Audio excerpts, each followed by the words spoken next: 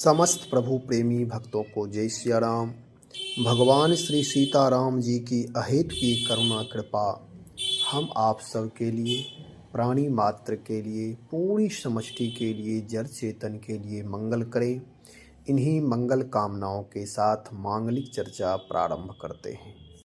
गोस्वामी श्री तुलसीदास जी महाराज से किसी साधक ने पूछा कि हम लोग साधक जो साधना करते हैं, तरह तरह के मंत्रों का जाप, अनुष्ठान, वैदिक रीति से, लोक रीति से जो भी अनुष्ठान करते हैं, मांगलिक व्यवस्था में रहते हैं, बहुत सारी उपासनाओं की अलग अलग पद्धतियां हैं। उन सारी चीज़ों को करते हैं तो इसका फल क्या होगा?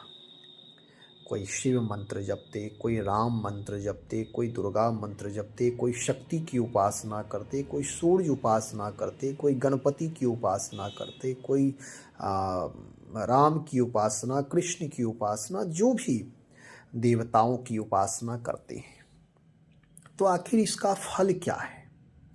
इन सारे साधनों का फल क्या होना चाहिए? अलग अलग विचारों ने अलग अलग विचार दिया, अपना मत दिया है। हम आप सब लोक पक्ष के हैं। लोक पक्ष के लोग जैसे हम आप संसार में रहते हैं, संसार की आवश्यकता की पूर्ति के लिए सारे साधन करते हैं। यदि किसी प्रकार कोई संकट आ गया तो इसके लिए फिर हनुमान जी का स्मरण करते हैं या अपने इष्टों का स्मरण करते हैं कि हे प्रभु हमारे संकटों का निवारण करें। यदि रोग व्याधि आ गई तो उसके लिए प्रार्थना करते हैं, हे प्रभु हमारा रोग व्याधि दूर करो। यदि गरीबी आ गई तो धन के लिए। तो हम आप जो भी करते हैं अपनी मनोकामना के अनुसार परमात्मा की उपासना करते हैं, अपने अपने इष्टों की आराधना करते हैं, मंत्रों के द्वारा, स्तोत्रों के द्वारा।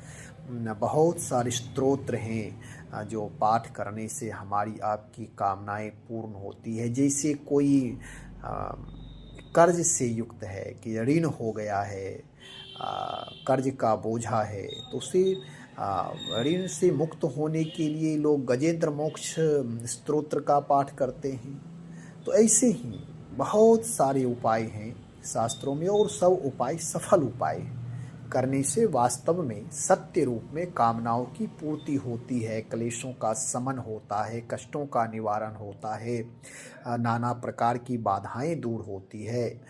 ये सब सफल अनुष्ठान हैं। तो हमारे आपके जीवन में जो हम आप कर्तृत्व है, जो हमारा आपका कर्म है, जो हम आप अनुष्ठान करते हैं, देवताओं की पूजा पाठ करते हैं, उसका फल है लोक पक्ष की सिद्धि, हमारी आपकी कामनाओं की पूर्ति हो जाए। लेकिन जो साधक अपनी समस्त कामनाओं से ऊपर उठ करके लोक का प्रवाह कम करते हुए परलोक की अपेक्षा से युक्त, यानी संसार में सामान्य रूप से अपनी आवश्यकताओं की पूर्ति करते हुए अपने जीवन को परोपकार युक्त बनाना, राष्ट्र हित के लिए काम करना, यानी विराट सेवा में प्रविष्ट होने के लिए जो साधन करता है, उसका फल क्या होगा? ऐसे साधकों की कामना केवल अपने शरीर, अपने परिवार, अपने घर तक सीमित नहीं रहता। वह साधक नहीं होता है जो बिल्कुल संकुचित है, संकीर्णता में जी रहा है, वह साधक नहीं होता। वह एक सामान्य व्यक्ति है, सामान्य दिनचर्या है। जो साधक होता है वह विराट अस्तित्व में जीता है और उसकी समस्त कामनाएं मोक्ष स्वरूप होता है। वह समष्टि के लिए कल्याण की भावना करता है, सर्वे भवन्तु सुखिनः की कामना करता है, और पूरी समष्टि मेरा परिवार है, इस प्रकार की कामना करता है। ऐसी कामनाएं मोक्षफलक कामनाएं हैं, कल्याणकारी कामनाएं।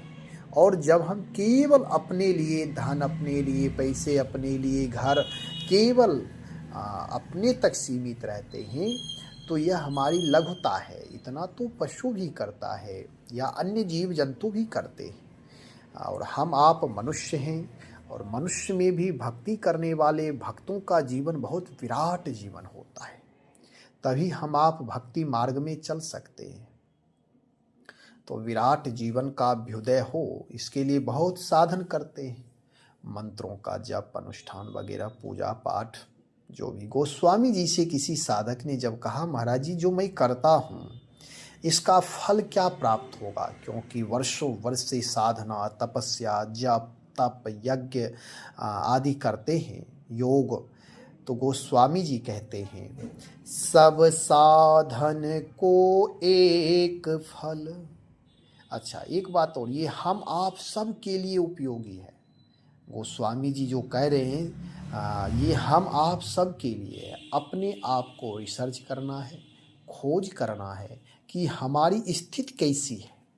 गोस्वामी जी सूत्र बता रहे हैं कि यदि आपकी ऐसी स्थिति हो गई है तो आप अनुभव करें कि मेरी साधना, मेरे द्वारा किया हुआ अनुष्ठान सफल हो रहा है। हम लोग भी जब कोई अनुष्ठान करते हैं, चाहे वह कामना से ही हो, जैसे किसी के परिवार में आपसी कलह है, उसके लिए कोई आता है, महाराज अनुष्ठान ये कर दे, तो अनुष्ठान करते हैं तो फल यही चाहते हैं कि अनुष्ठान हुआ और इसका लाभ प्राप्त हो, परिवार में शांति प्राप्त हो। जब शांति होती है तो मन प्रसन्न होता है, लगता है कि मैंने जो साधन किया उसका लाभ प्राप्त हुआ। ऐसा ही करना चाहिए, सब करते हैं। गोस्वामी जी कह रहे हम आप सब ध्यान पूर्वक सुने और स्वयं अपने आप को जाने। कह रहे सब साधन को एक फल, जेहि जान्यो सो जान, ज्यों त्यों मन मंदिर बसहि, राम धरे धनुबान। सब साधनों का यही एकमात्र फल है कि जिस किसी प्रकार से भी हो, धनुष बाण धारण करने वाले श्री राम जी मन मंदिर में निवास करने लगे। जिसने इस रहस्य को जान लिया वही यथार्थ जानने वाला है। अब इसका विस्तार से भावार्थ सुने। गोस्वामी जी कह रहे हैं, मूल तत्व है हमारे हृदय की परम पवित्रता। जैसे श्री हनुमान जी महाराज के जीवन में जब उन्हें परीक्षा देने की स्थिति आई, हनुमान जी से जब प्रश्न किया गया, क्या आपके हृदय में परमात्मा रहते हैं? हनुमान जी ने कहा, अवश्य रहते हैं, क्योंकि मैंने साधनों के द्वारा, राम काज के द्वारा, राम नाम के सुमिरन के द्वारा, भगवान की पूजा उपासना के द्वारा, सेवा सुमिरन के द्वारा अपने हृदय को निर्मल पवित्र बनाया है।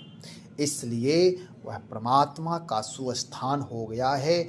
अवश्य हमारे हृदय में परमात्मा निवास करते हैं और रहते हैं।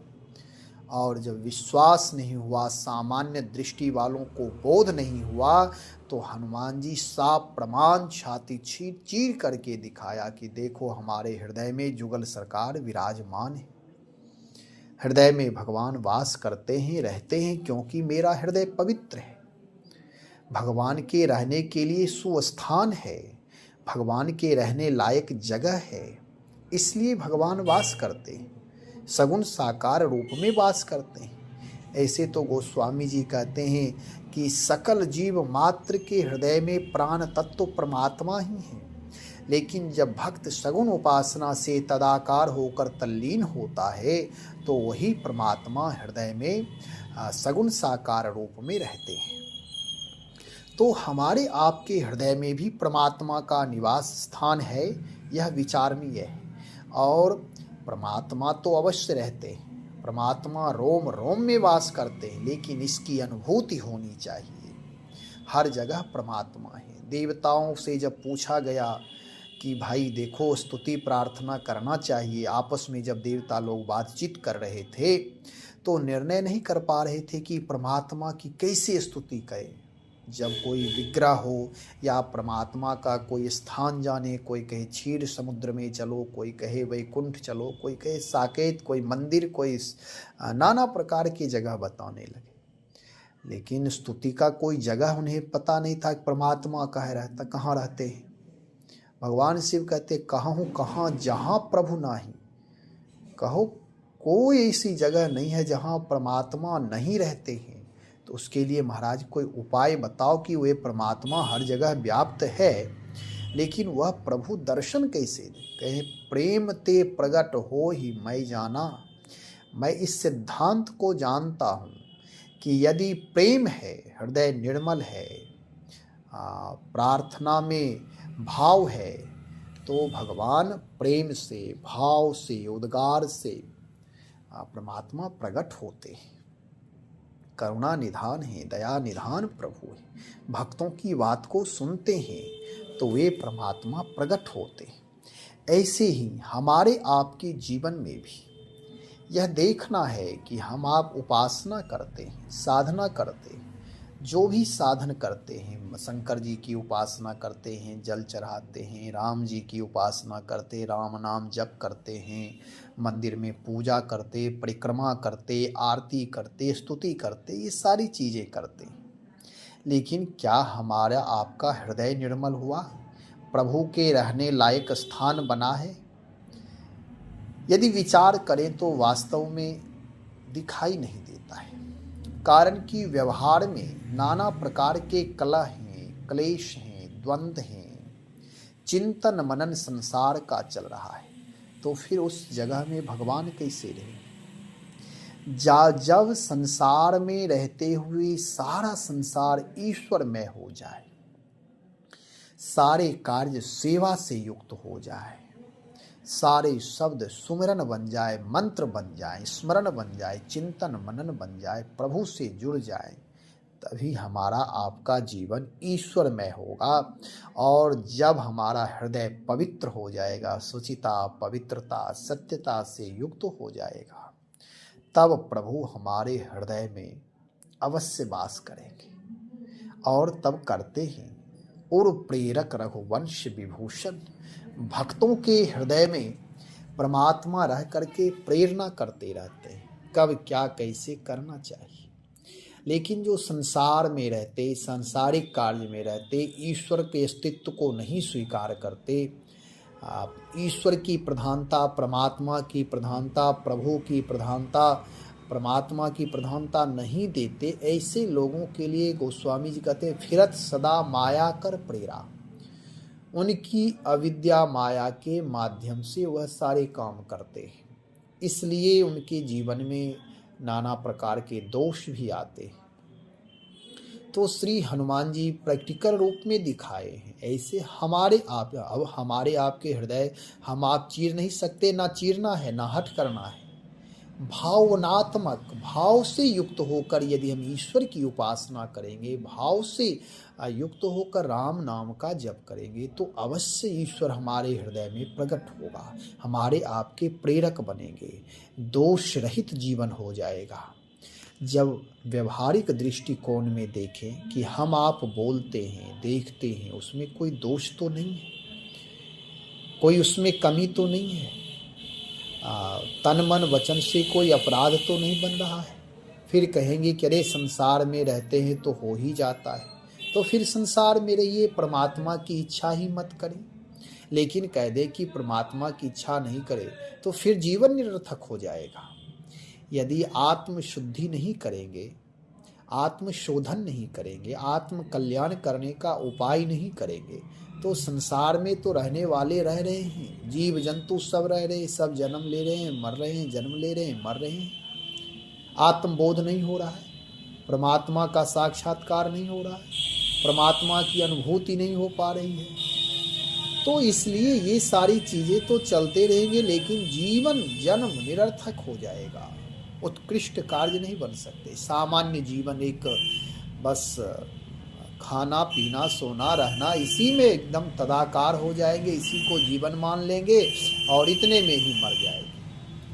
ये जीवन की वैशिष्टता नहीं है, उदात्त विचार नहीं है, ये जीवन की उपलब्धि नहीं है, जीवन की पूर्णता नहीं है। यहाँ कह रहे हैं गोस्वामी जी कि सब साधनों का यही एकमात्र फल है कि जिस किसी प्रकार से भी आप जो भी साधना करते हैं, जैसा भी आप जो भी क्रिया करते हैं, लेकिन परमात्मा आपके हृदय में, मन में निवास करने लगे और परमात्मा कहते हैं कि मैं हर जगह निवास करता हूँ। मैं प्रत्येक मनुष्य के, चाहे वह किसी भी वर्ण के हों, किसी भी व्यवस्था में रहते हों, किसी भी बिरादरी में हों, किसी भी देश में हों, किसी भी परिवार में हों, लेकिन निर्मल मंजन सो मोहि पावा, केवल निर्मल पवित्र हृदय बना ले, छल कपट रहित, द्वंद्व रहित, दोष रहित यदि हृदय बना ले तो मैं वहां रहने के लिए आतुर हूं।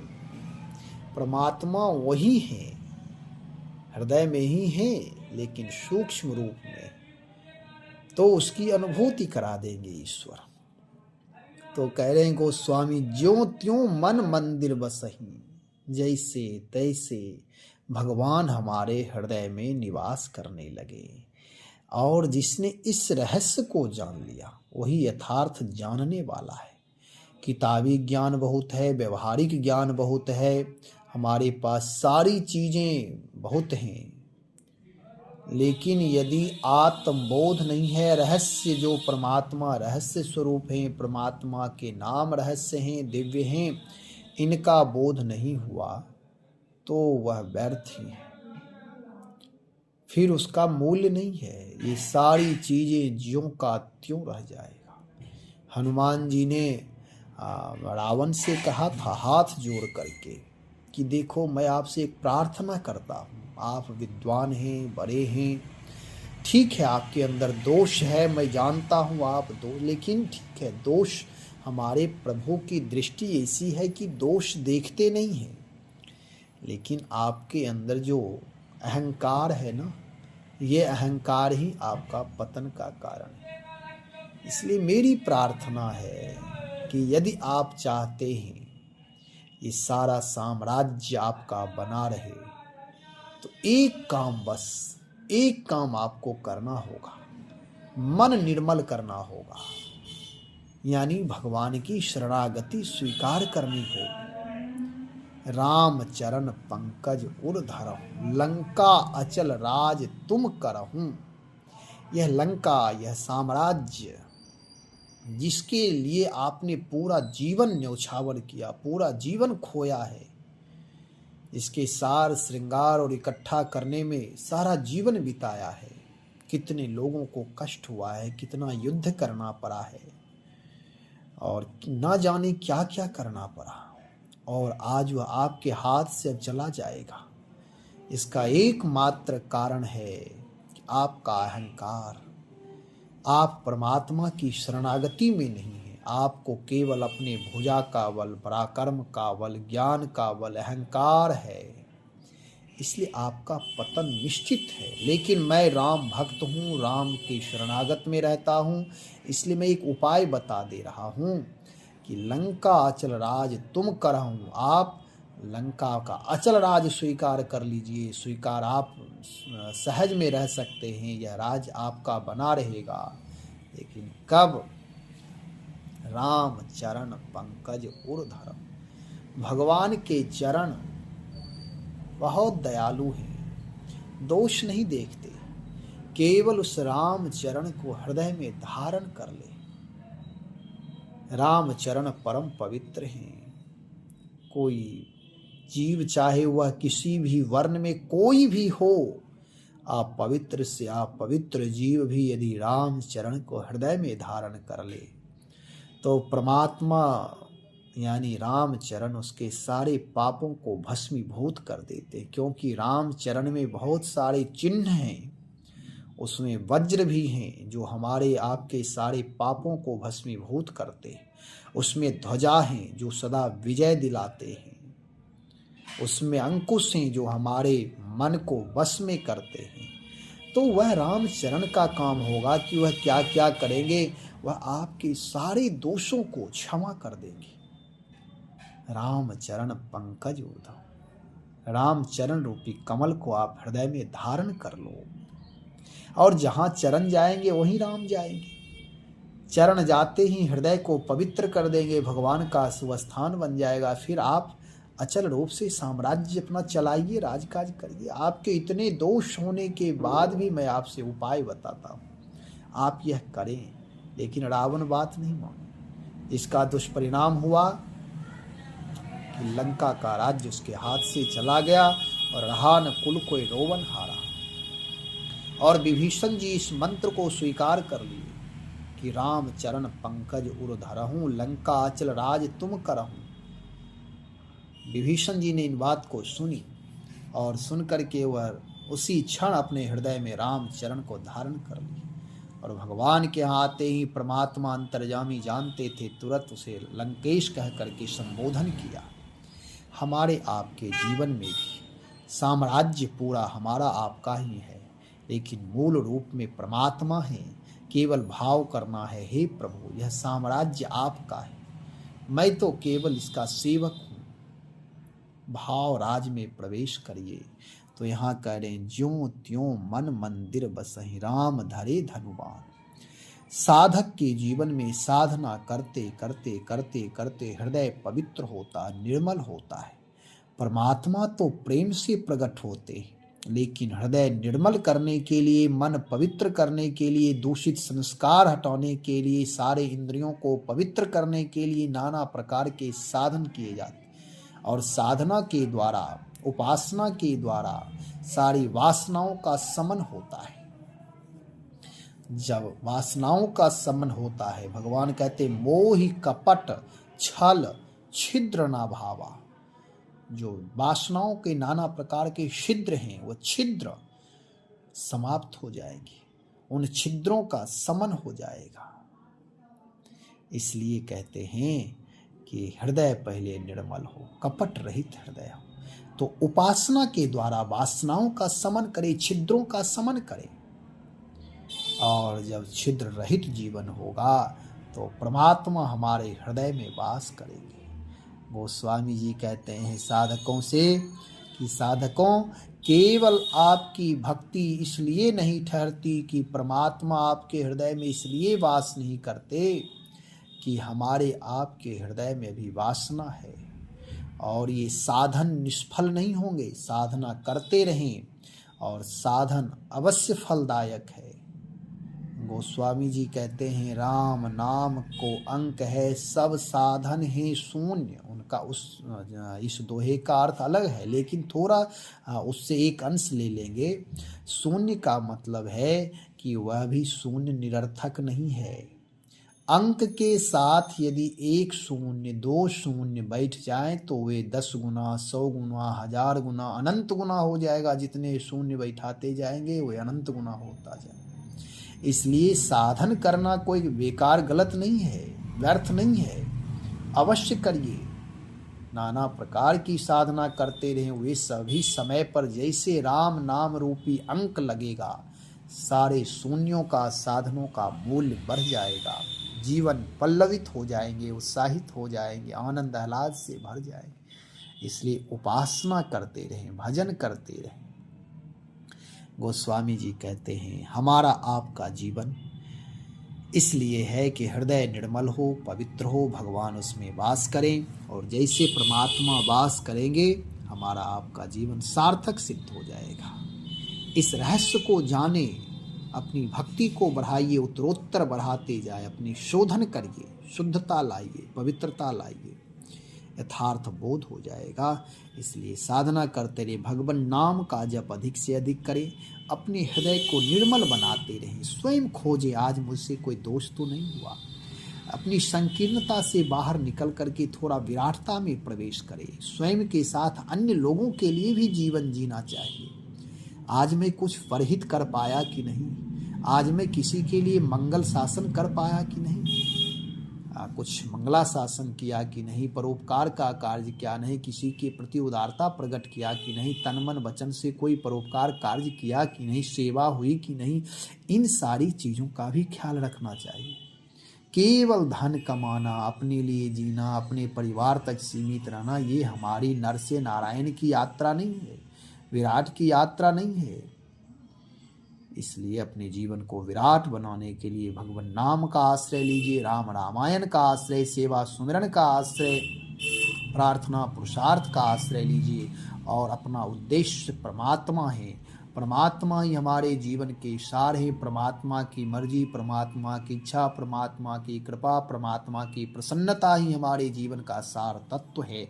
ऐसी अनुभूति, ऐसी मनोभाव रखना चाहिए। श्री राम जय राम, जय जय राम। श्री राम जय राम, जय जय राम।